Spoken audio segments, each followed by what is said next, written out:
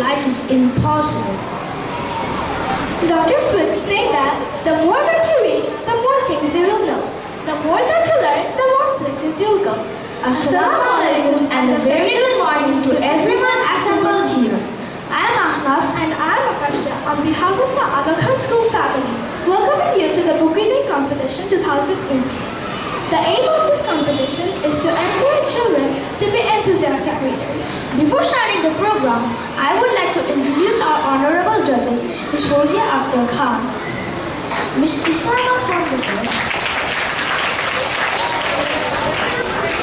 Ms. Islama Khandekar, and Ms. Netaj Chandra. Let's welcome our judges with a big round of applause.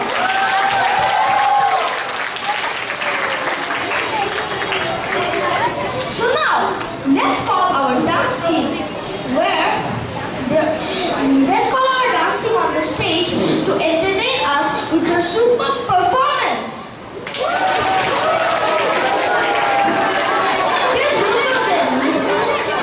Please welcome Nazifa, Zebin, Wasika, Mahdia, Samara and Gurujoy.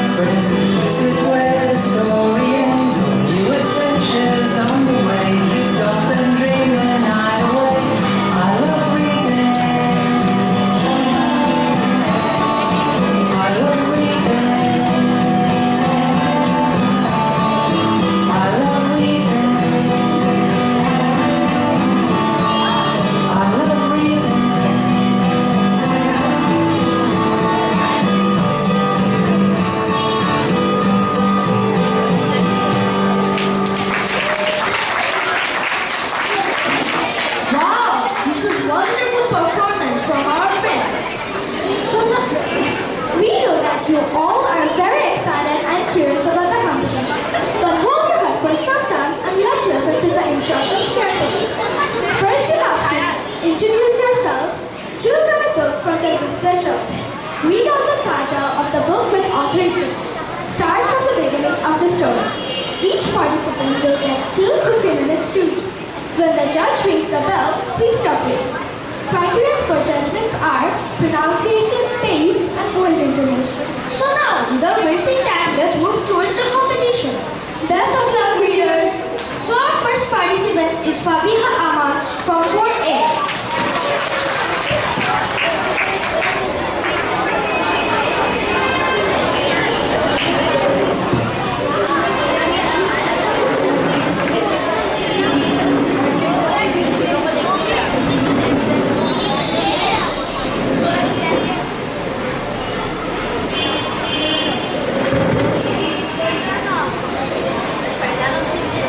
Good morning, dear judges, teachers,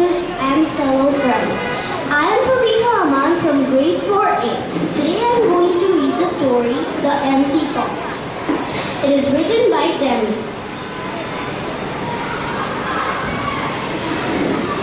A long time ago in China, there was a boy named Pig who loved flowers.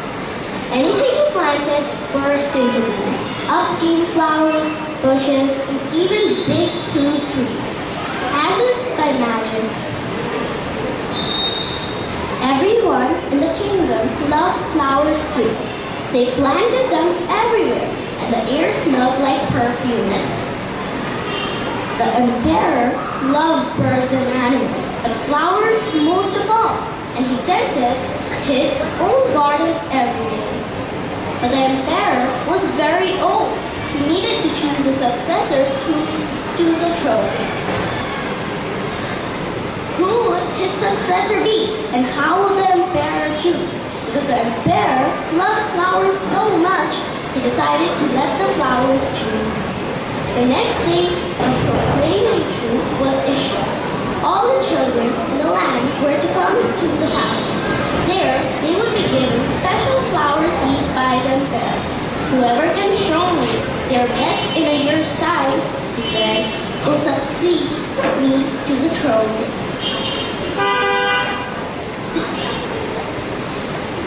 This news created great excitement throughout the land. Children from all over the country swarmed to the palace to get their flower seeds. All the parents wanted their children to be chosen emperor, and all the children hoped they would be chosen too. When Ping received his seed from the emperor, he was the happiest child of all. He was sure he could grow the most beautiful flower. Ping filled a flower pot with rich soil.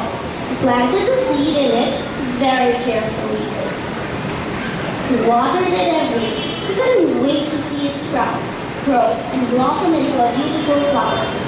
Day after day passed, but nothing grew in his pot. Ping was very worried. He put a new soil into a bigger pot. Then he transferred the seed into the rich black soil. Another 2 months he waited. Still nothing appeared. By and by the whole year passed. Spring came, and all the children put on their best clothes to greet the emperor. They rushed to the palace with the beautiful flowers.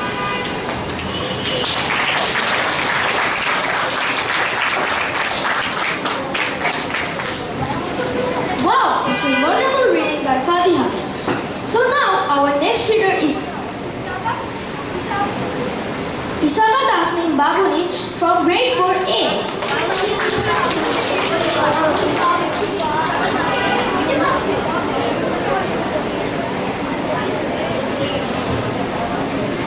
Good morning, dear friends and teachers, and dear parents and judges.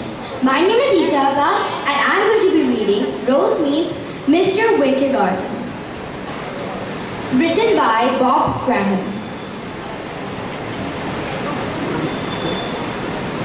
The morning the Summers family moved into their new house, they felt at home.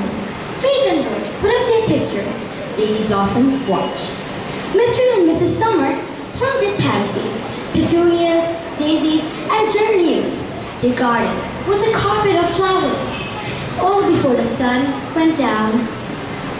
Every morning, from the roof of their house, the Summers watched the sun come up.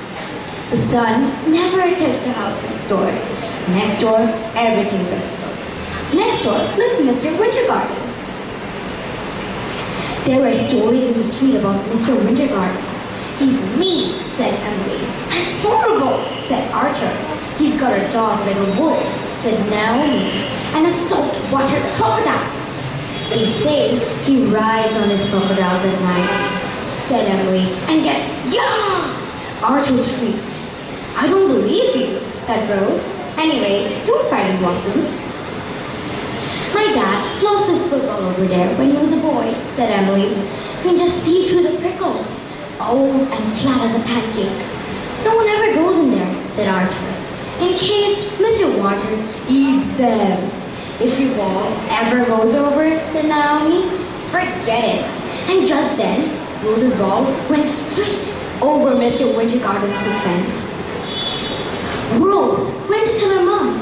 Well, Honey Munch, Mom said, you can get your ball back. Why don't you just go and ask him? Because he's kids, said Rose.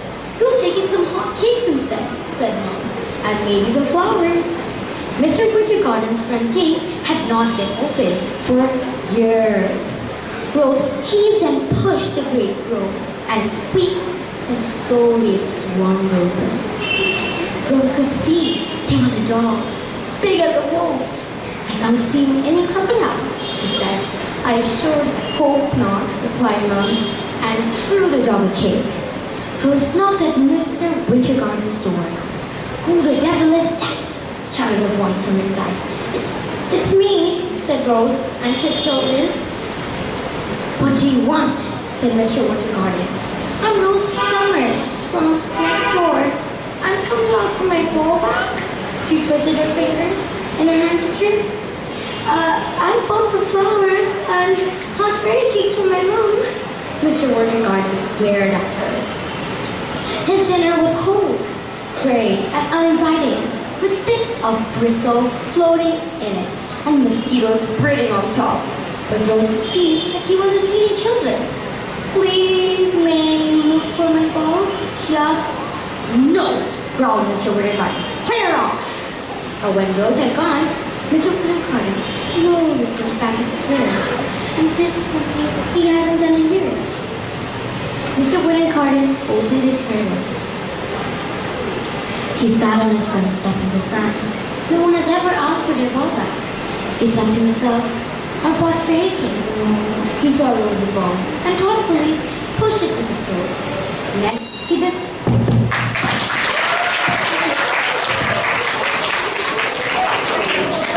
Wow, what an expression. So our next reader is Sarah Mushtaq from grade 4A.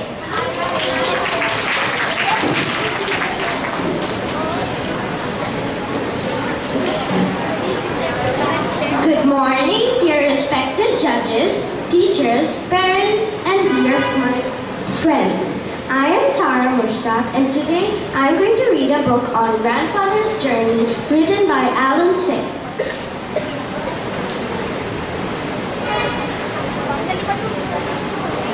My grandfather was a young man when he left home in Japan and went to see the world. He wore European clothes for the first time and began his journey on a steamship. The Pacific Ocean annoyed him. For 3 weeks, he did not see land. When land finally appeared, it was the New World. He explored North America by train and riverboat and often walked for days on end. Deserts with rocks like enormous sculptures amazed him.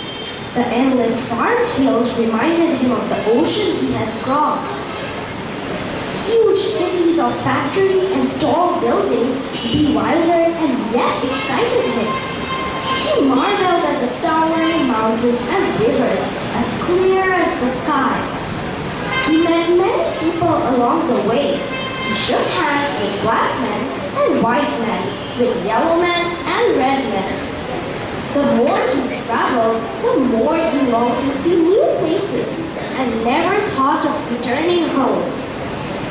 Of all the places he visited, he liked California best. He loved the strong sunlight tree, the serene mountains, the lonely seacoast. After a time, he returned to his village in Japan to marry his childhood sweetheart. Then he brought his bride to the new country. They made their home by the San Francisco Bay and had a baby girl. As his daughter grew, my grandfather began to think about his own childhood. He thought about his old friends. He remembered the mountains and rivers of his home. He surrounded himself with songbirds, but he could not forget. Finally, when his daughter was nearly grown, he could wait no more. He took his family and returned to his homeland. Once again, he saw the mountains and rivers of his childhood. They were just as he had remembered them. Once again, he exchanged stories and laughed with his old friends. But the village was not a place for a daughter from San Francisco. So my grandfather bought a house in a large city nearby. There, the young woman fell in love, married, and sometime later, I was born. When I was a small boy, my favorite weekend was a visit to my grandfather's house. Thank you.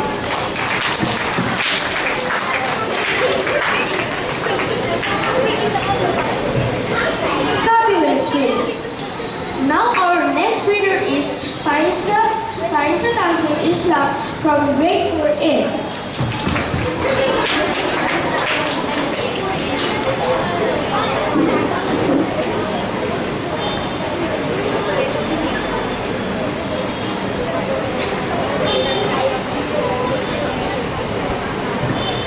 শুভ সকাল বন্ধুরা, আমি ফারিসা তাজনীল ইসলাম। আজকে আমি তোমাদের একটা গল্প পড়ে শোনাবো। চলো শুরু করি। বনের রাজা, লিখেছে হুমায়ুন আহমেদ। সব বনে একজন রাজা থাকে, তাই না? সাধারণত সিংহ হয় বনের রাজা, কারণ তার শক্তি বেশি। মেঘ ডাকার মতো শব্দ করে সে গর্জন করে। বনে সব পশুরা তাকে ভয় পায়। রাজা হবার জন্য এমন একজন পশুরই তো দরকার, তাই না? এখন হয়েছে কি জানো? সোহাগপুর বনে কোনো রাজা ছিল না। কেন আমি ঠিক জানি না। মনে হয় এই বনের পশুদের কোনো রাজার দরকার ছিল না, কিংবা তারা জানিয়ে না যে বনের রাজা দরকার। তাতে তাদের খুব অসুবিধাও হচ্ছিল না, খুব আরামে দিন কাটছিল। পশুদের মধ্যে বেশ ভাব ছিল। তারা সারা বনে ছোটাছুটি করে, খেলাধুলা করে সময় কাটাতো। একদিন ওই বনে কি করে যেন অনেক দূরের এক বন থেকে একটা শিয়াল এসে উপস্থিত হলো। সোহাগপুর বনে ঢোকার পথে তার দেখা হলো একটা হরিণের সঙ্গে। হরিণ অবাক হয়ে বলল, তুমি কে ভাই? শিয়াল বিরক্ত গলায় বলল, কেন, আমাকে দেখে চিনতে পারছো না?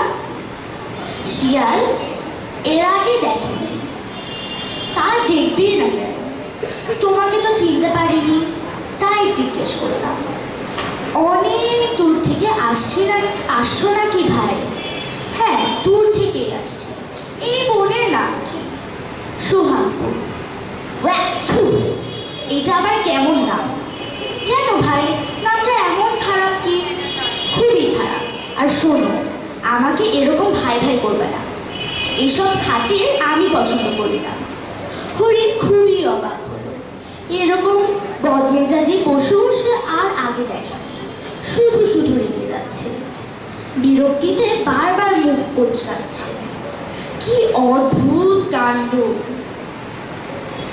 শিয়াল বলল, এই হরিণ, শোনো, আমাকে তোমার রাজার কাছে নিয়ে যাও তো।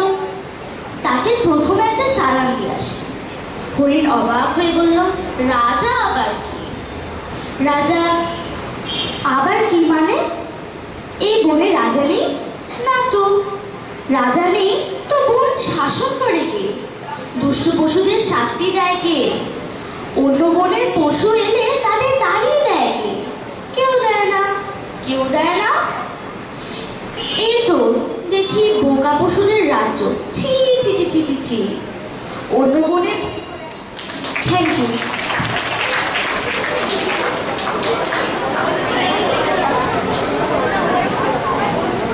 আমরা সবাই বাংলা পড়তে ভয় পাই, কিন্তু আমাদের মতো ফারিসা কেমন সুন্দর করে পড়ে গেল। তাহলে আমাদের now our next participant is Paviha Fairuz Raya from grade 4B.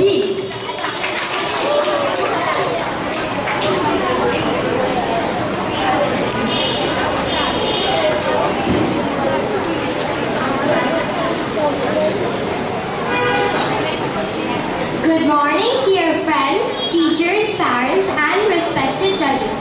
My name is Raya, and today I will read a book called The Empty Pot by Demi. The Empty Pot. A long time ago in China, there was a boy named Pig who loved flowers.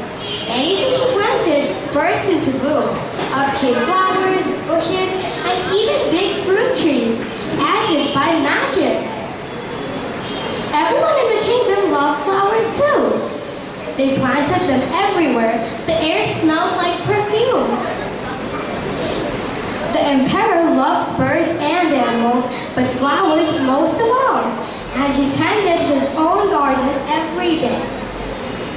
But the emperor was very old. He needed someone to choose a successor to the throne. Who would his successor be? And how would the emperor choose? Because the emperor loved flowers so much, he decided to let the flowers choose. The next day, a proclamation was issued. All the children in the land were to come to the palace. There they would be given special flower seeds by the emperor. Whoever can show me the best in a year's time, he said, will succeed me to the throne. This news created great excitement throughout the land. Children from all over the country swarmed to the palace to get their flower seeds. All the parents wanted their children to be chosen emperor, and all the children hoped they would be chosen too. When Ping received his seed from the emperor, he was the happiest child of all. He was sure he could grow the most beautiful flower. Ping filled the flower pot with rich soil. He planted a seed in it very carefully.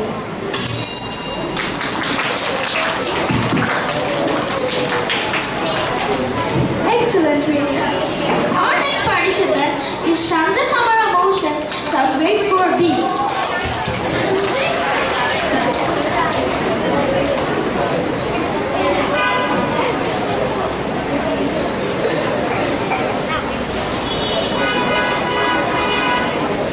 Good morning, dear parents, teachers, and judges. Today, my name is Shanti, and today I will be reading a book named Rose Meets Mr. Winter Garden, written by Bob Graham.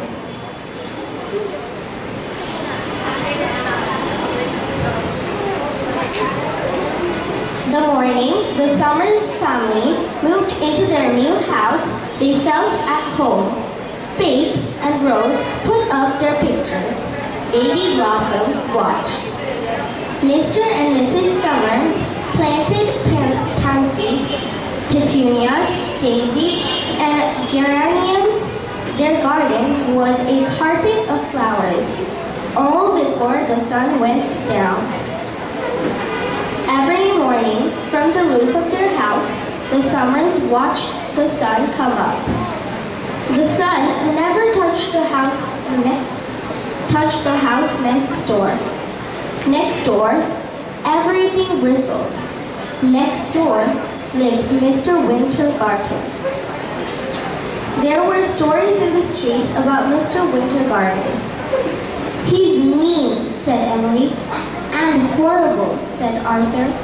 He's got a dog like a wolf, said Naomi. And a saltwater crocodile. They say he rides his crocodile at night, said Emily. And gets ya, Arthur shrieked. I don't believe you, said Rose. Anyway, don't frighten Blossom. My dad lost his football over there when he was a boy, said Emily. You can just see it through the prickles. Old and flat as a pancake. No one ever goes in there, said Arthur, in case Mr. Wintergarten eats them. If your ball ever goes over, said Naomi, forget it. And just then, Rose's ball went straight over Mr. Wintergarten's fence.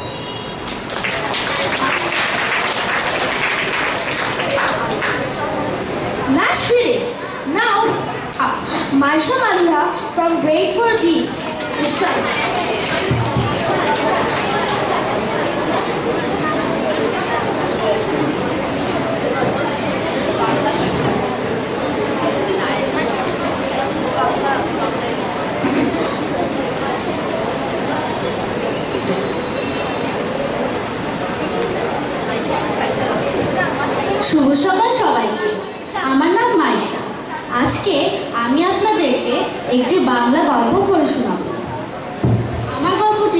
গাব্বু, লিখেছেন মোহাম্মদ জাফর ইকবাল। খাবার টেবিলে বসে আব্বু এদিক সেদিক তাকালেন, তারপর জিজ্ঞেস করলেন, গাব্বু খেতে আসে নাই? আব্বুর কথাটা একটা প্রশ্নের মতো শোনালো। এটা আসলে প্রশ্ন না, কারণ দেখাই যাচ্ছে গাব্বু নাই, সে কখনো কোথাও থাকে না। তাকে আনতে হলে প্রথমে ডাকাডাকি করতে হয়, তারপর চেঁচাতে হতে হয়, সবার শেষে কাউকে গিয়ে তাকে ধরে আনতে হয়। আব্বু ডাকাডাকি শুরু করলেন, গাব্বু খেতে আয়। গাব্বু কোনো সারা শব্দ করলেন না। তখন আম্মু চিৎকার করলেন, এই গাব্বু, ডাকছি কথা কানে যায় না? এবারেও গাব্বু উত্তর দিল না।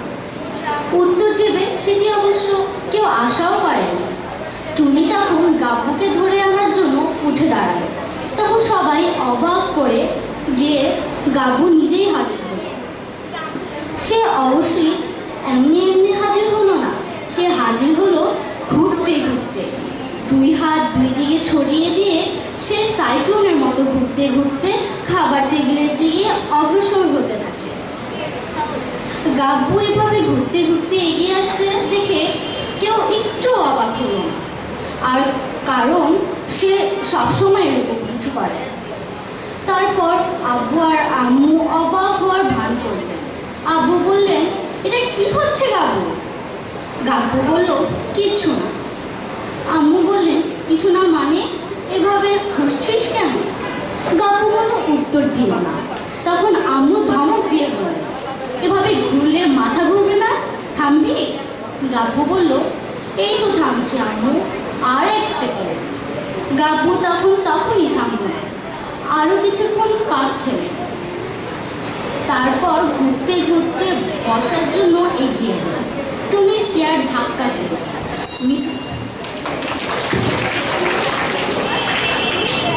বাহ, গল্পটি কত সুন্দর, আর তুমি পড়েছও সুন্দর করে।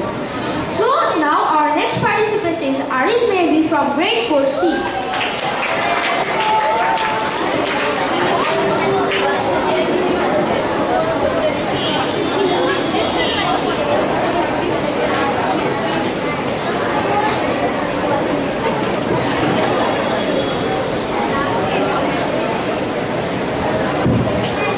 Good morning, dear teachers, parents, judges, and respected friends.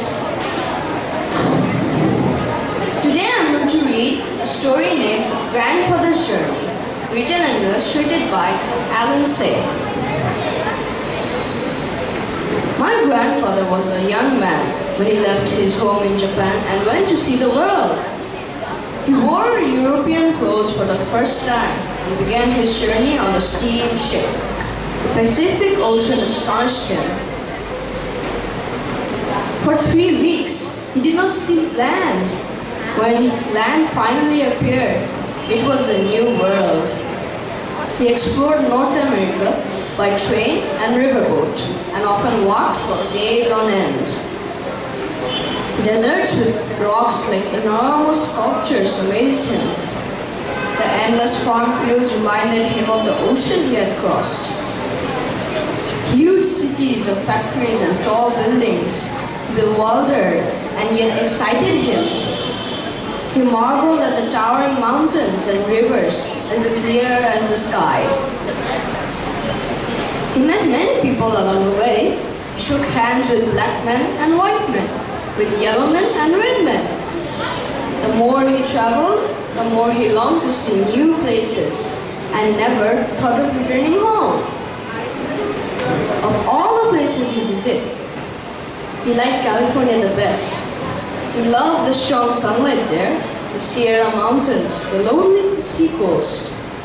After a time, he returned to his village in Japan to marry his childhood sweetheart. Then he brought his bride to the new country. They made their home by the San Francisco Bay and had a baby girl. As his daughter grew, my grandfather began to think about his own childhood. He thought about his old friends. He remembered the mountains and rivers of his home. He surrounded himself with songbirds, but he could not forget. Finally, when his daughter was nearly grown, He could wait no more. He took his family and returned to his homeland.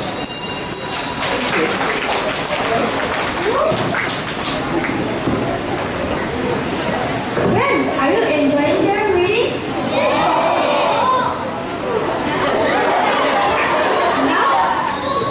Now our next reader is Farhan Ehsan Adrita from grade 4C.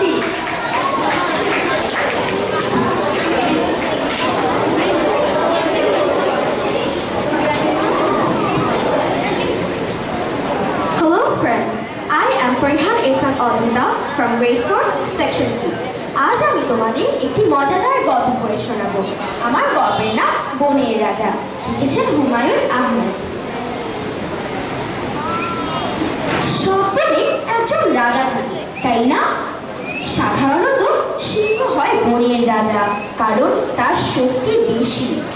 মেঘ ডাকার মতো শব্দ করে সে গর্জন করে। বনের সব পশুরা তাকে ভয় পায়। রাজা হওয়ার জন্য এমন একজন পশুরই তাও দরকার, তাই না? এখন হয়েছে কি জানো? সোহাগপুর বনে কোনো রাজা ছিল না। কেন আমি ঠিক জানি না। মনে হয় এই বনের পশুদের কোনো রাজার দরকারই ছিল না, কিংবা তারা জানেই না যে বনের রাজা দরকার। তাতে তাদের খুব অসুবিধাও হচ্ছিল না, খুব আরামে দিন কাটছিল। পশুদের মধ্যে বেশ ভাব ছিল। তারা সারা বন ছোটাছুটি করত, খেলাধুলা করে সময় কাটাত। একদিন ওই বনে কি করে যেন অনেক দূরের এক বন থেকে একটি শিয়াল এসে উপস্থিত হলো। সোহাগপুর বনে ঢোকার পথে তার দেখা হলো একটি হরিণের সঙ্গে। হরিণ অবাক হয়ে বলল, তুমি কে ভাই? শিয়াল বিরক্ত গলায় বলল, কেন আমাকে দেখে চিনতে পারছো না? শিয়ালের আগে দেখিনি। তা দেখবে না কেন? তোমাকে তো চিনতে পারিনি, তাই জিজ্ঞেস করলাম। অনেক দূর থেকে এসেছো নাকি ভাই? হ্যাঁ, দূর থেকেই এসেছি। এই বনের নাম কি? সোহাগপুর। ওয়াহ, থুক, এটার এমন নাম হলো কোনো? কেন ভাই, নামটা এমন খারাপ কি? খুবই খারাপ।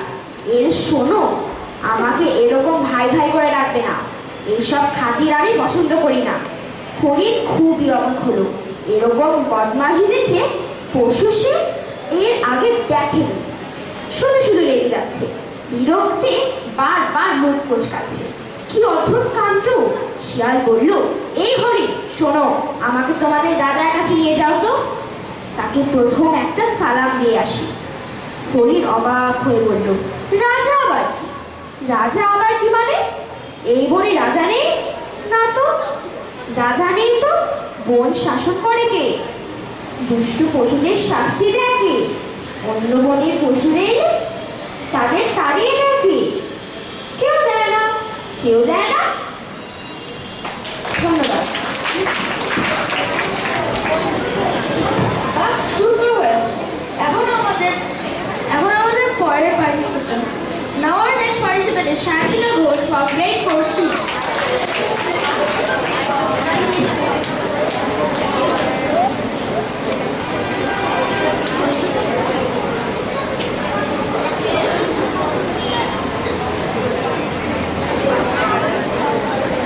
শুভ সকাল বন্ধুরা, আমার নাম শান্তিকা ঘোষ। আজকে আমি আপনাদেরকে একটি বাংলা গল্প পড়ে শোনাবো। আমার গল্পের নাম বনের রাজা, লিখেছেন হুমায়ুন আহমেদ। সব বনে একজন রাজা থাকে, তাই না? সাধারণত সিংহ হয় বনের রাজা, কারণ তার শক্তি বেশি। মেঘ ডাকার মতো শব্দ করে সে গর্জন করে। বনের সব পশুরা তাকে ভয় পায় না। রাজা হওয়ার জন্য এমন একজন পশুরই তো দরকার, তাই না? এখন হয়েছে কি জানো, সোহাগপুরের বনে কোনো রাজা ছিল না। কেন আমি ঠিক জানি না। মনে হয় এই বনের পশুদের কোনো রাজার দরকারই ছিল না, কিংবা তারা জানেই না যে বনের রাজা দরকার। তাতে তাদের খুব অসুবিধাও হচ্ছিল না, খুব আরামেই দিন কাটছিল। পশুদের মধ্যে বেশ ভাব ছিল। তারা সারা বনে ছুটাছুটি করে, খেলাধুলো করে। সময় কাটায়। একদিন এই বনে কি করে যেন অনেক দূরের এক বন থেকে একটা শিয়াল এসে উপস্থিত হল। সোহাগপুর বনে ঢোকার পথে তার হল দেখা এক হরিণের সঙ্গে। হরিণ অবাক হয়ে বলল, তুমি কে ভাই? শিয়াল বিরক্ত গলায় বলল, কেন, আমাকে দেখে চিনতে পারছো না?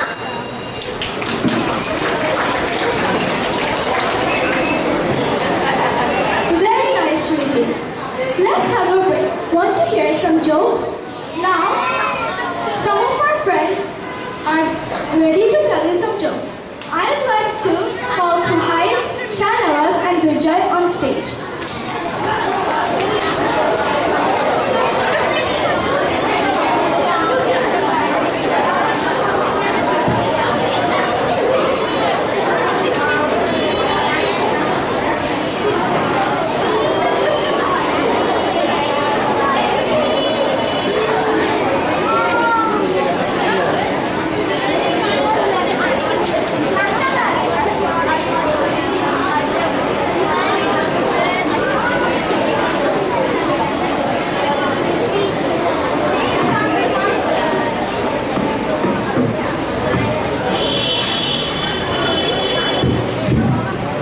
শুভ সকাল বন্ধুরা, আমার নাম সুহাইল। আজকে আমি তোমাদেরকে একটি বাংলা জোক বলবো। তো শুরু করি। একদিন একটি ছেলে ওর মাকে বলল, মা তুমি কি মৃত্যু? তারপর মাটা বলল, কেন, আমি কি বলেছি? ছেলেটা বলল, মা তুমি বললে না আমার বোন একটি পরী? তারপর আমার মা বলল, হ্যাঁ তোমার বোন একটি সুন্দর পরী। কিন্তু তারপর ছেলেটি বলল, মা তাহলে সে উড়লো না কেন যখন আমি ওকে ছাদ থেকে ধাক্কা দিয়ে দিলাম?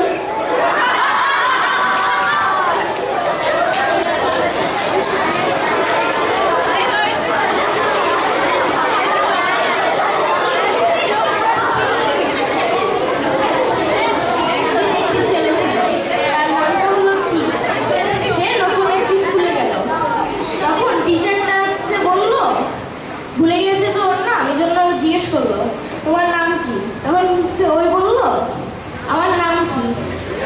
এরকমই কয়েকক্ষণ হতে হতে একটা ফ্রেন্ডকে বললো, ওর নাম কি? তারপর ওর ফ্রেন্ডটা বলতেছে, আমার নাম কি? এরকম হতেই টিচারটা বললো, আমি কিভাবে জানবো ওর নাম কি? তারপর হচ্ছে প্রিন্সিপালের এই রুমে যে তখন হচ্ছে বললো প্রিন্সিপালকে, ওর নাম কি? প্রিন্সিপাল বলতেছে, ওর নাম কি? তারপরে অনেকক্ষণ পর ওইরকম করতে করতেই প্রিন্সিপালটা বলে, ওর নামটাই হলো কি?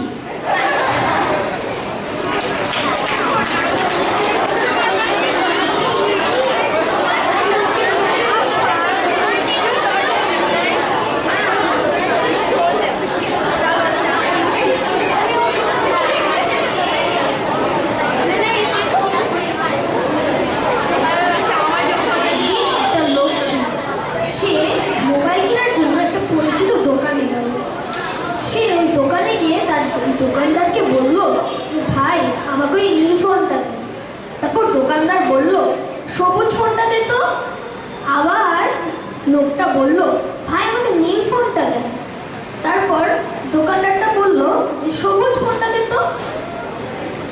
তারপর শেষ পর্যায়ে লোকটা বলল যে, আরে ভাই আমি তো আমার নীল ফোনটা যাচ্ছি। তারপর দোকানদারটা বলল, আরে ভাই আমার অ্যাসিস্ট্যান্টের নাম সবুজ।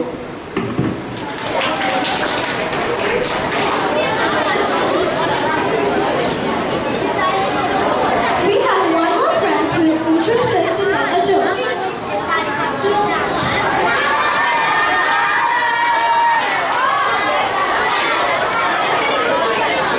friends, my name is Dar, and today I am going to tell you a Bangla joke named Lonnie's Interview.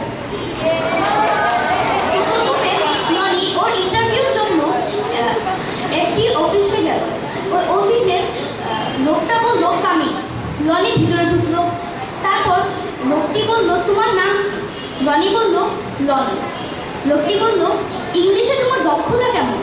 Roni বলল, ভালোই। তখন লোকটি বলল, let me check your English. Roni বলল, ওকে। তুমি বিপরীত শব্দ বলবে। ওকে। তখন লোকটি বলল, what is the opposite of good? Bad. Come. যখনই বলল কাম, তখন রনি কতক্ষণ ভাবতে থাকলো। ভেবে ভেবে বলল, কাম, আকাম, আকাম, কাম। তখন লোকটি বলল, শ্যাট আপ। রনি বলল, কিপ টকিং। বেরিয়ে যাও, ভিতরে আসো। আরে চুপ হয়ে যা, চুপ হয়ে যা, চুপ হয়ে যা। আরে বলে যা, বলে যা, বলে যা। তখন লোকটি বলল, ও মাই গড। রনি বলল, ও মাই ডেভিল। লোকটি বলল, ইউ আর রিজেক্টেড। রনি বলল, আই এম সিলেক্টেড।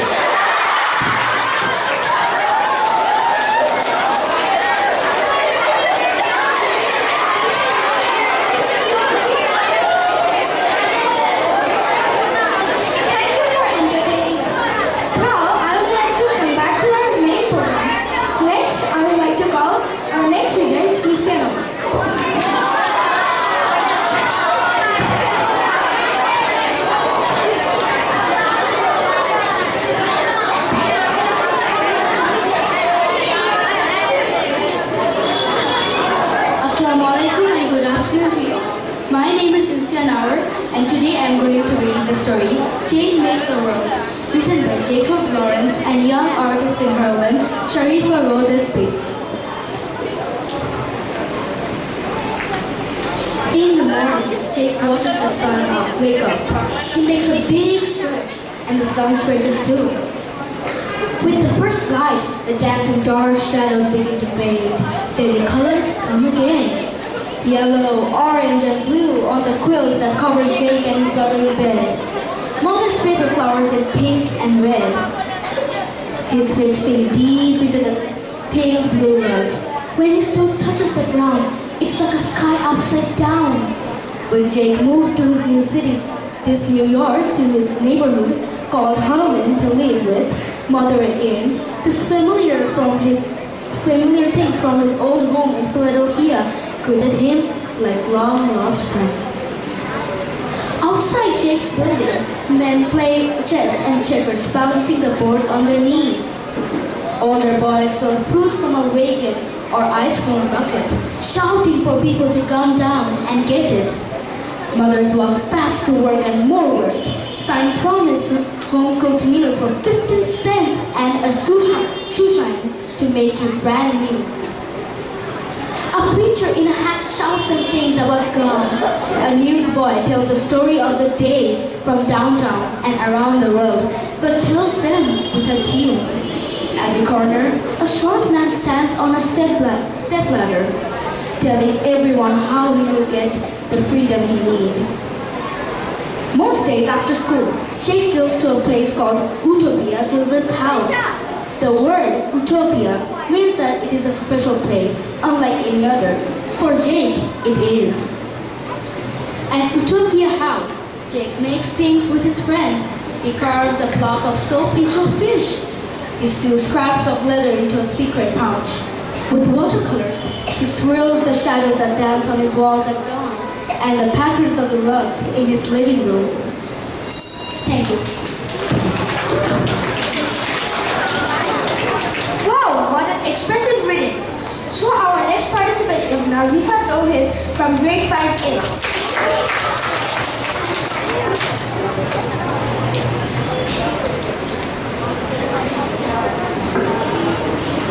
শুভ সকাল সবাইকে।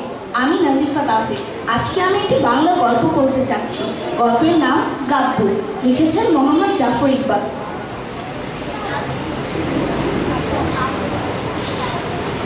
খাবার টেবিলে বসে আব্বু এদিক সেদিক তাকালেন, বললেন, গাব্বু খেতে আসে নাই?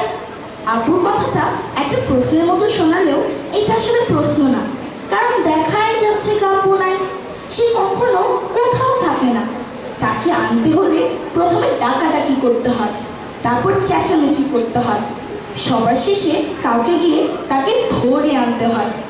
আব্বু ডাকাডাকি শুরু করলেন, গাব্বু খেতে আয়। গাব্বু কোনো সারা শব্দ করল না। তখন আম্মু চিৎকার করলেন, এই গাব্বু, ডাকছি, কথা কানে যায় না? এবারও গাব্বু উত্তর দিল না। উত্তর দেবে সেটা অবশ্যই কেউ আশাও করেনি। টুনি তখন গাব্বুকে ধরে আনার জন্য উঠে দাঁড়ালো। তখন সবাইকে অবাক করে দিয়ে গাব্বু নিজেই হাজির হলো। সে অবশ্যই এমনি এমনি হাজির হলো না, সে হাজির হলো ঘুরতে ঘুরতে। দুই হাত দুই দিকে ছড়িয়ে দিয়ে সে সাইক্লোনের মতো ঘুরতে ঘুরতে খাবার টেবিলের দিকে অগ্রসর হতে থাকে। গাব্বুকে এভাবে ঘুরতে ঘুরতে এগিয়ে আসতে দেখে কেউ একটু অবাক হলো না, তার কারণ সে সব সময় এরকম কিছু না কিছু করছেই। তারপরেও আব্বু আর আম্মু অবাক হওয়ার ভান করলেন। আব্বু বললেন, এটা কি হচ্ছে গাব্বু? গাব্বু বলল, কিছু না। আম্মু বললেন, কিছু না মানে? এভাবে ঘুরছিস কেন? গাব্বু কোনো উত্তর দিল না। তখন আম্মু ধমক দিয়ে বললেন, এভাবে ঘুরলে মাথা ঘুরবে না? ধন্যবাদ।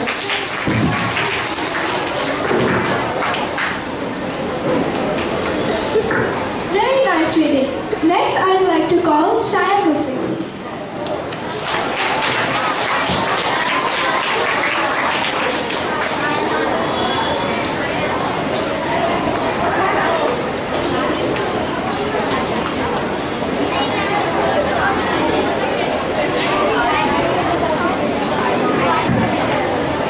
Good morning, dear friends, honorable judges, and respected parents. Today I'm going to be reading the story Grandfather's Journey, written by Alan Say.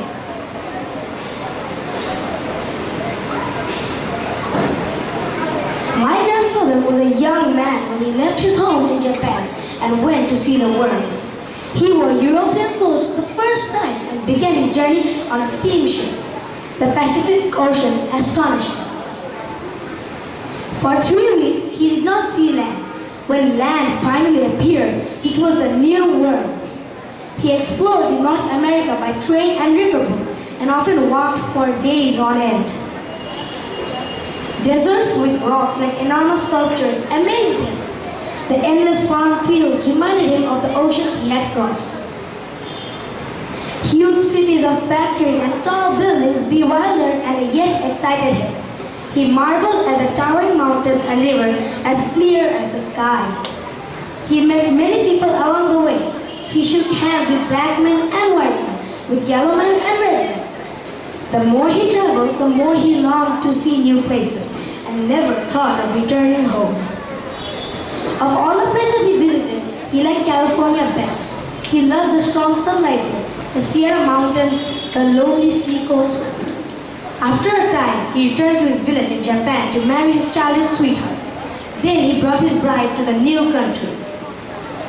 They made their home by the San Francisco Bay and had a baby girl. As his daughter grew, my grandfather began to think about his own childhood. He thought about his old friends.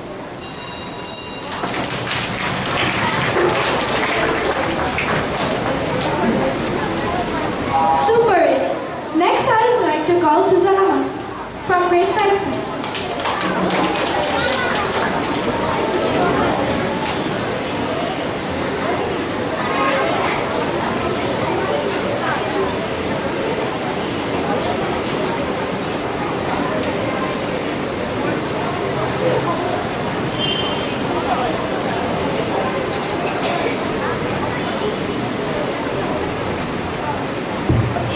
Good morning, dear friends, teachers, parents, and honorable judges. Today, I, Susanna Masood from grade 5B, will be reading the book Greetings from Sandy Beach by Bob Grant. There were plenty of tears at the start of our holiday.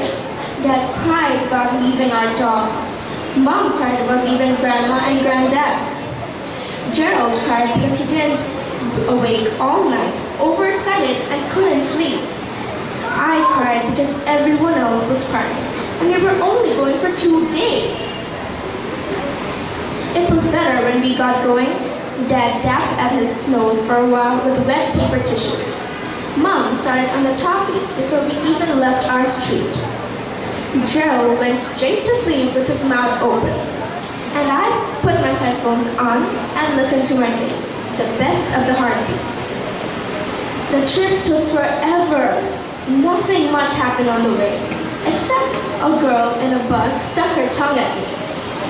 Mom and Dad sang songs I didn't know, and Gerald threw up. At the campsite, things picked up. There were people on motorbikes. They were called the Disciples of Death. Dad didn't like the look of them. "Don't go near them," said my dad. "Stay away from Gerald," said my mom. They had a dog with goggles that rode up on the petrol tank. It was the best thing I ever saw in my life. Then the kids in the bus arrived. "Must be some kind of school outing," my dad said. My mom was walking around with copy paper stuck on her seat. Gerald sat in the sand playing with his plastic charging rhino. And that girl stuck her tongue at me again. Then we put up the tent up. At least we tried to put the tent up. Dad couldn't figure it out, although Mom got her bit up. I looked after Gerald, who kept wandering off. The disciples finally showed us out. Dad looked nervous and smiled at them a lot. We didn't go straight into the water. Dad wanted to enjoy the sun. "We've got the beach to ourselves," he said. "It's so peaceful here," my mom kept saying. Gerald was happy enough, just blobbing around in the sand. The girl on the bus fell right out of the sky into them. He wasn't too pleased. "You've got the whole beach," he said, "and you land on me."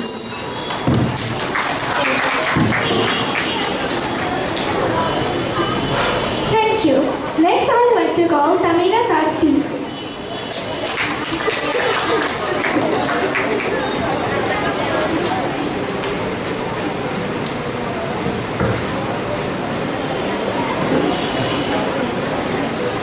Assalamualaikum and good morning everyone. I'm Tamina Toyofiza and I'm from grade 5B.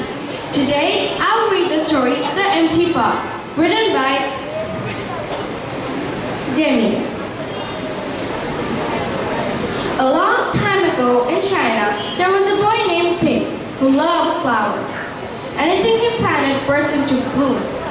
Up came flowers, bushes, and even big fruit trees as if by magic.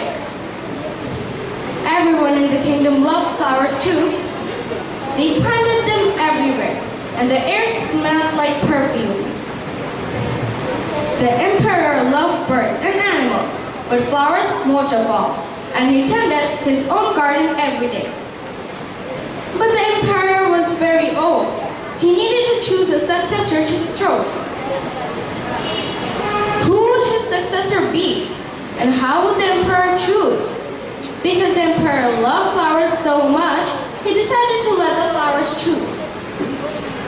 The next day, a proclamation was issued. All the children in the land were to come to the palace. There they would be given special flower seeds by the emperor. "Whoever can show me their best in a year's time," he said, "will succeed me to the throne." This news created great excitement throughout the land. Children from all over the country swarmed to the palace to get their flower seed. All the parents wanted their children to be chosen emperor, and all the children hoped they would be chosen too. When Ping received his seed from the emperor, he was the happiest child of all. He was sure he could grow the most beautiful flower. Ping filled a flower pot with rich soil. He planted the seed in it very carefully. He watered it every day. He couldn't wait to see it sprout, grow, and blossom into a beautiful flower. Day after day passed, but nothing grew in his pot. Ping was very worried. He put new soil into a bigger pot. Then he transferred the seed into a rich black soil. Another 2 months he waited. Still nothing happened. By and by, the whole year passed. Spring came, and all the children put on their best clothes to greet the emperor. They rushed to the palace with their beautiful flowers, eagerly hoping to be chosen. Ping was ashamed of his empty pot. He thought the other children would laugh at him, because for once he couldn't get a flower to grow. His clever friend ran by, holding a pen. Nice reading. Next, I would like to call Zach Wassi from 5P.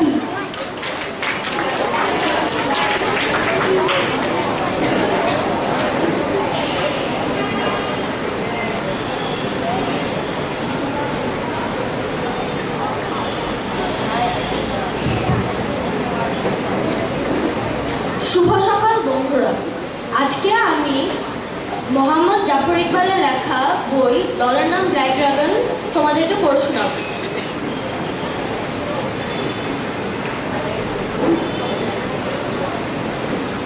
যেদিন আমাদের school ছুটি শুরু হয়েছে সেদিন সকালবেলাতে আমি আর টিটন আমাদের পেয়ারা গাছটাতে উঠে বসেছিলাম।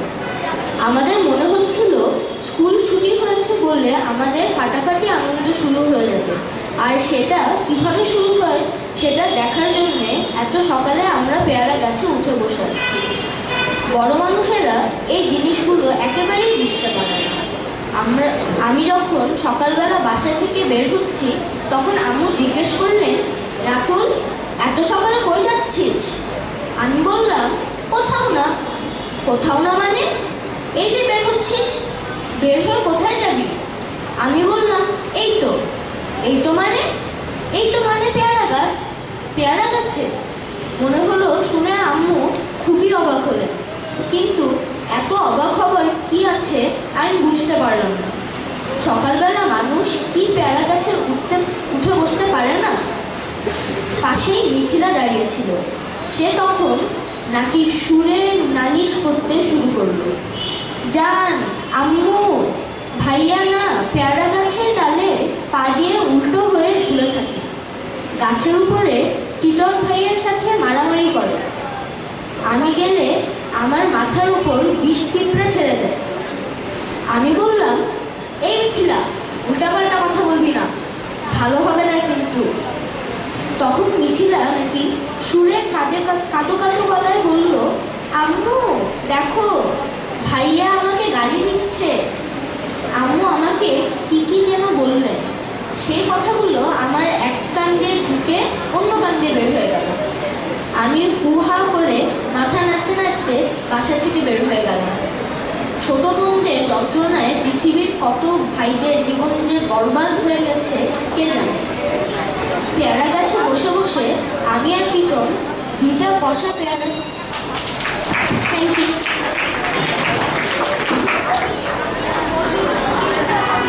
Excellent reading. Next, I would like to call Tahira Billah from 5C.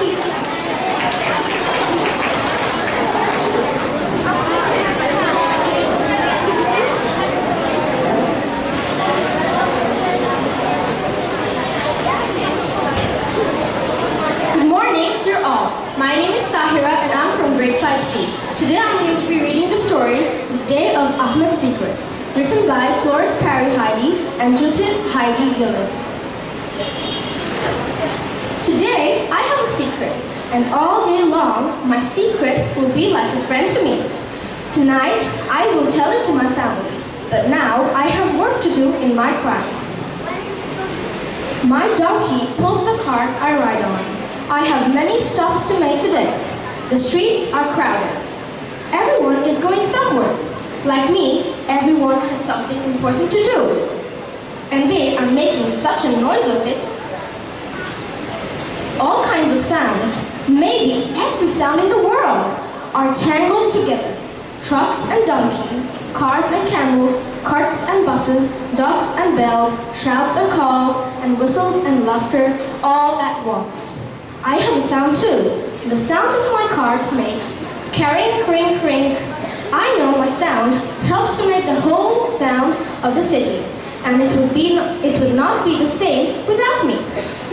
Loudest of all to me today is the silent sound of my secret, which I have not yet spoken about.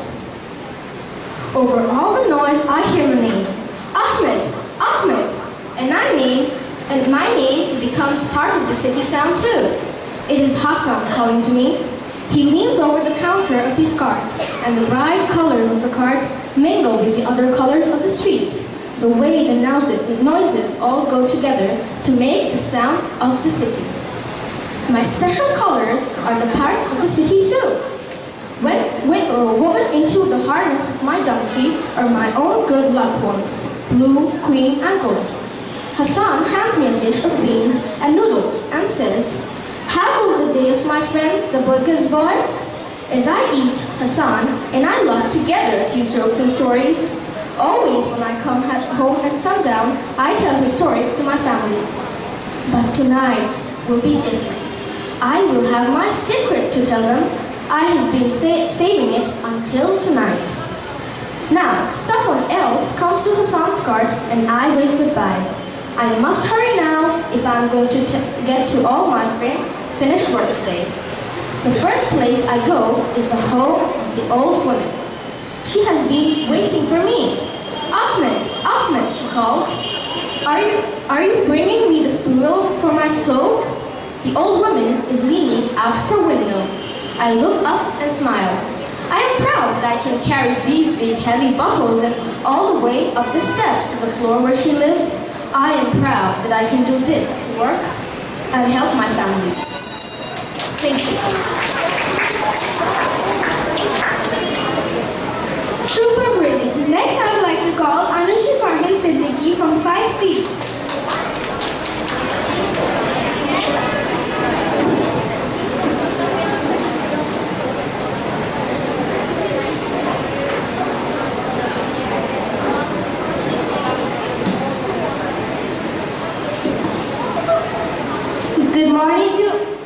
Good morning to all friends, parents, teachers, and of course judges. My name is Anushi Farhan Siddiqui from grade 5C. Today I'll be reading The Knights of Las Posadas, written by Tommy De Paula.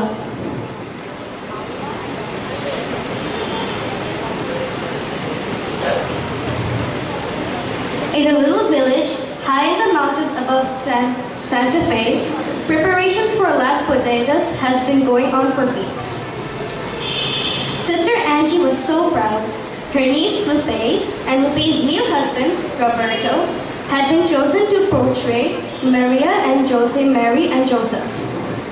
Sister Angie had been in charge of Las Posadas for years and years. It was she who trained the singers who followed Maria and Jose as they made their way around the plaza in Old Santa Fe and finally into the courtyard of the Palace of Governors, where an empty manger waited for the birth of the Holy Child. "Now," Sister Angie said, speaking to the two men who would play the devils, "here's a picture of what your faces are going to look like." She wanted to make sure they knew how to paint their faces red with black eyebrows and beards, and that their red satin costumes were just right, especially the red capes and the head caps with pointy red horns. The devil would snarl and hiss as he tried to keep Maria and Jose from finding shelter. The plaza was so big that two devils were needed to rush from the balcony to balcony without being seen by the crowd. Sister Angie always made the costumes for Maria and Jose herself. Blue and white for Maria, and brown for Jose. "Stand still," she told Roberto. "Lupe, I hope he isn't as fidgety at home." "Oh no, Tia Angie. He's just as nervous about being Jose." "Ah well," Sister Angie said. "Let's just go to the church and look at Maria and Jose. They will give you inspiration, Roberto." Miguel Ovidio, the Santero maker, had made a beautiful carving of Maria and Jose for the Golden Jubilee of Sister Angie the year before. 50 years as a sister, Father Vasquez had put the carving in a place of honor in the church. As Christmas drew near, it was moved near the altar rail. They stood looking at Maria and Jose on their way to Bethlehem. "Just think of the carving and try to look like them," Sister Angie told them. "I will," promised Robert. Thank you.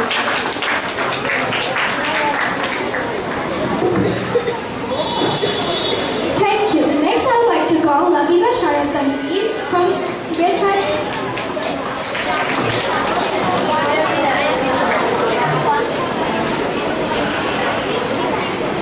শুভ সকাল সবাই। সবাইকে। আমার নাম লবিবা আর আমি তোমাদেরকে আজকে একটি বাংলা গল্প শোনাব। গল্পটির নাম বনের রাজা, লিখেছেন হুমায়ুন আহমেদ। সব বনেই একজন রাজা থাকে, তাই না? সাধারণত সিংহ হয় বনের রাজা, কারণ তার শক্তি বেশি।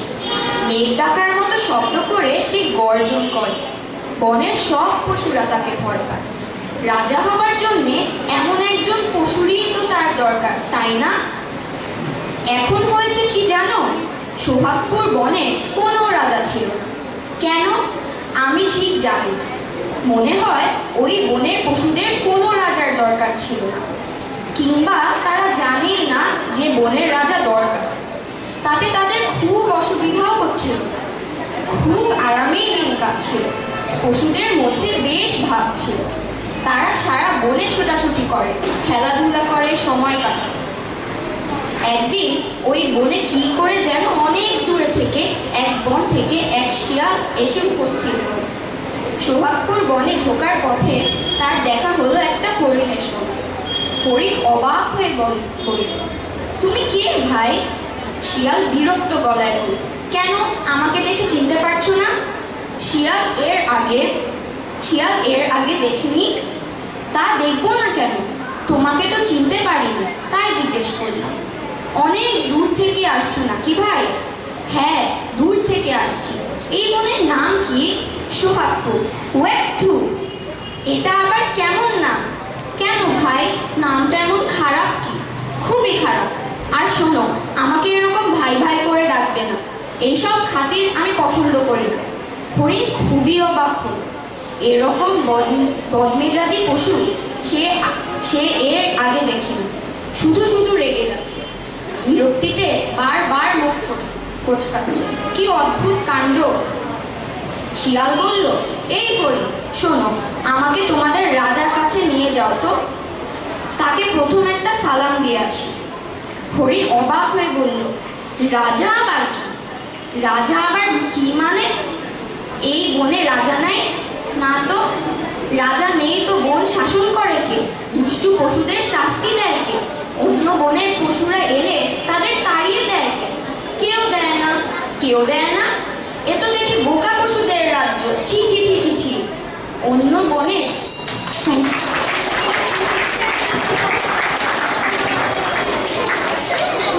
So, Labibabu was our last leader. It was really nice to you. It was wonderful to hear you all. Let's give a big hand to all of them.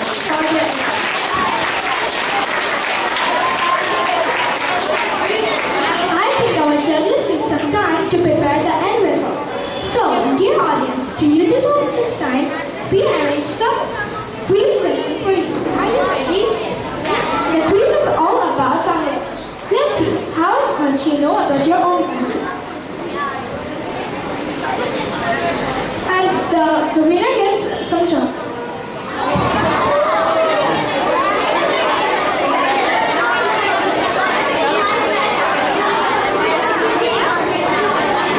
First question. Who is the writer of our national anthem?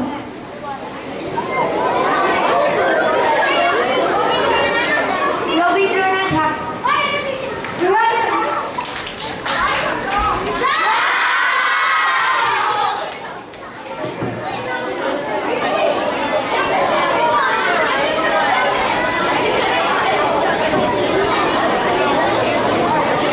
So, next question. What is the official name of our country?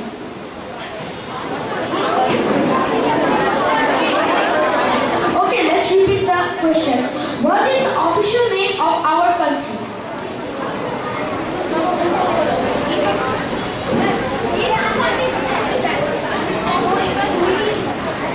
East Pakistan.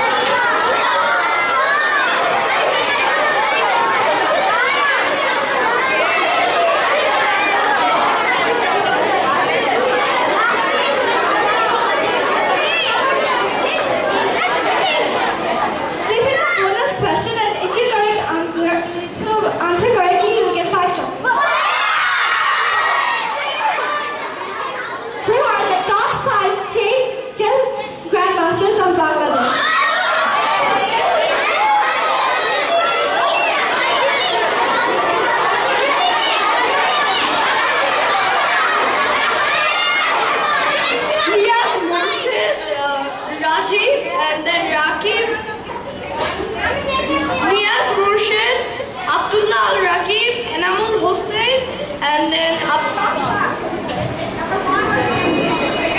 Miss second is Abdullah Rakib. Third is Enamul Hossain Rajib. And fourth is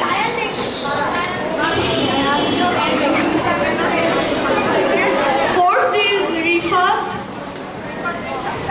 And then fifth is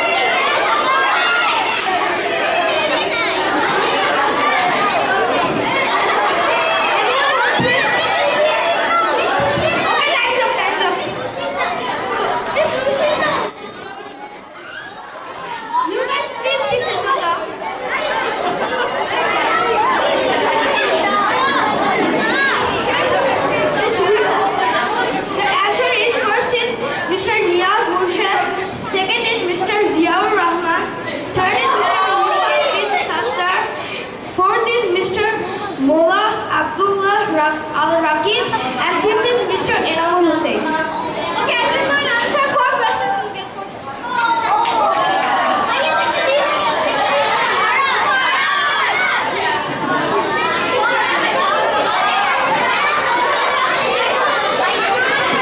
So, finally I'm asking the last question. Which university of Bangladesh is known as the Oxford of the East?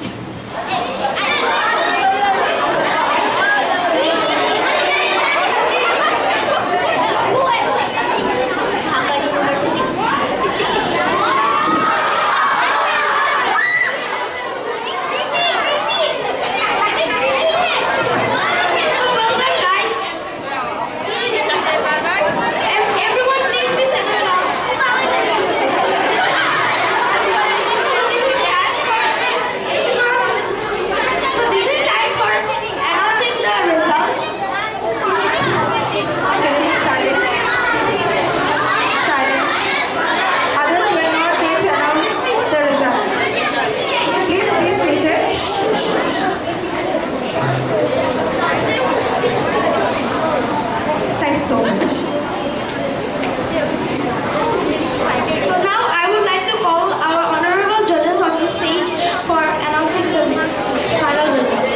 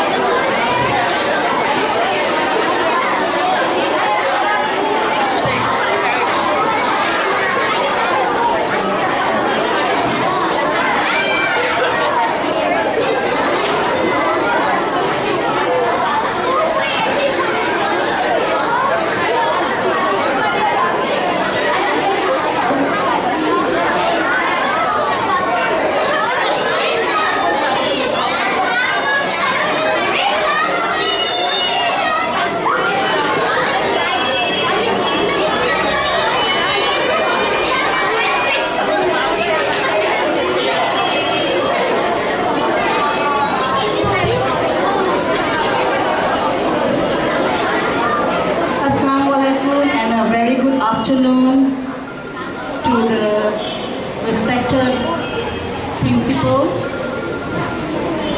aides, parents, teachers, and my loving students. Thank you very much for inviting us here in this reading competition. We really enjoyed it immensely. And for that, I would like to thank some people. First of all, our library teacher, Ms. Zahura Miss, for organizing this event, for giving us the opportunity to judge, and for imposing this difficult task on our shoulders. Thank you very much. Anyways, a big round of applause for Ms. Zahura.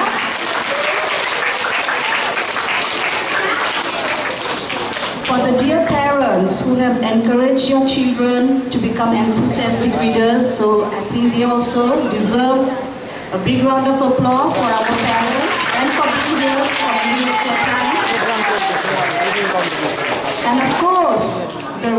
speakers and the great communicators, the students, the participants. You know, standing here in front of the audience and then reading, it takes a lot of courage. So you have proved yourself greatly, and great job to you all. Participants, a big round of applause for them too.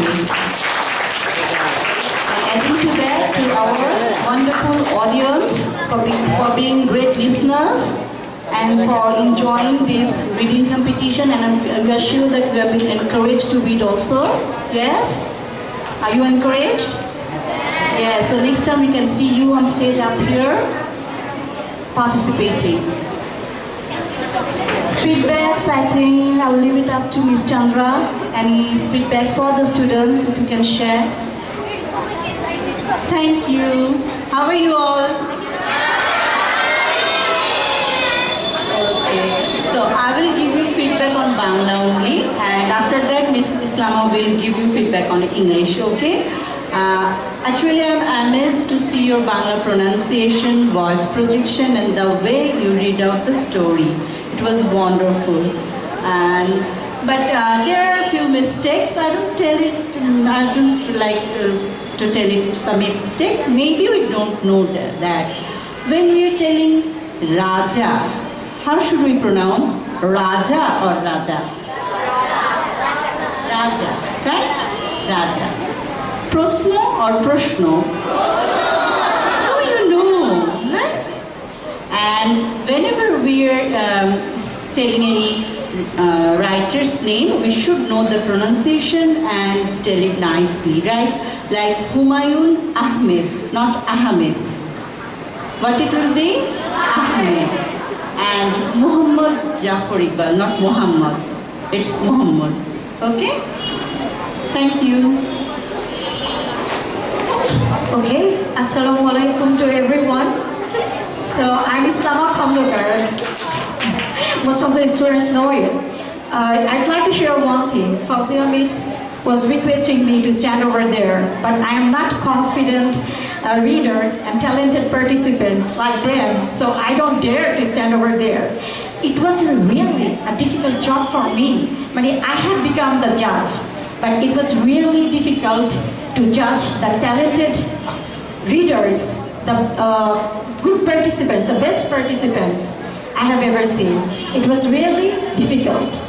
But you know, when we were trying to judge, then we tried to, first of all, I'd like to give the positive feedback. You know, you read very nicely, fluently, and the most important thing, all the judges you people were very much confident. Very much confident. So I'd like to request all of you appreciate all of that for it. Okay, then what we tried? We tried to find out some mistakes, right? But we don't find. But you know, so our anchor said in what criteria we assessed, right? We judged. What was the criteria? Pronunciation, voice intonation, and pace. And when, you know, pronunciation, under pronunciation, many things come. I was really pleased some of the students were pronouncing the word created. You know, the pronunciation, the C you know, phonetics. In pronunciation, phonetics will come, syllable, stress, all these things come, right? But whenever you pronounce something, then you have to follow the phonetics of it. So you people maintain the phonetics also, like created, not created, right? And you say touches, not touches, okay? Corner, not corner. Okay, and many things I have found. I was really, we the judges were very much pleased, and you know, and holiday, and one student said holiday, not day. It's not day, it's day. Okay, so you did wonderful job, excellent job. All of you done All of you have done excellent job. So again, I'd like to request you to give a big hand for them. So now we are going to announce the names of the winners. But before that, Miss Islam, actually I told you to come on the podium is because of your height, so that the students can see you. Please come and join me. Thank you. Reading is like dreaming with your open eyes. Do you believe that?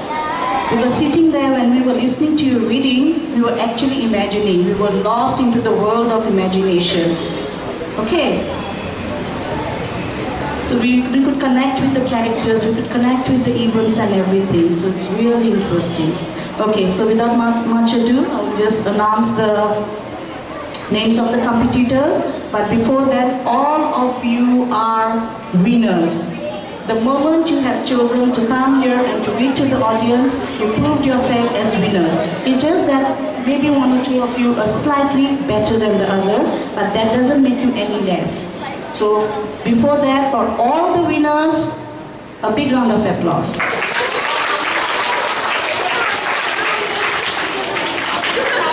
Alright, we have done the selection on 3 categories. We have person for the best pronunciation, best fluency, and best reader. Starting with grade 4, best pronunciation, Ariz Mehdi, 4C.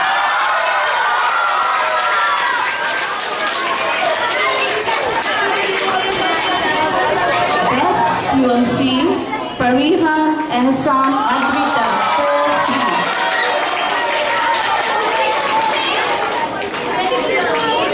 Best Reader, Isaba Tasmin. Congratulations. Grade 5. Best Pronunciation, Susanna Masud, 5B.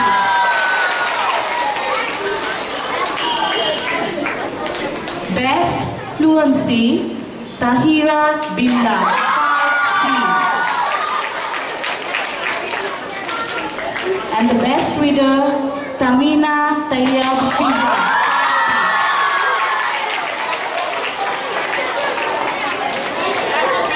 So thank you very much. Once again, thank you, Ms. Zahura, as well as to all the leaders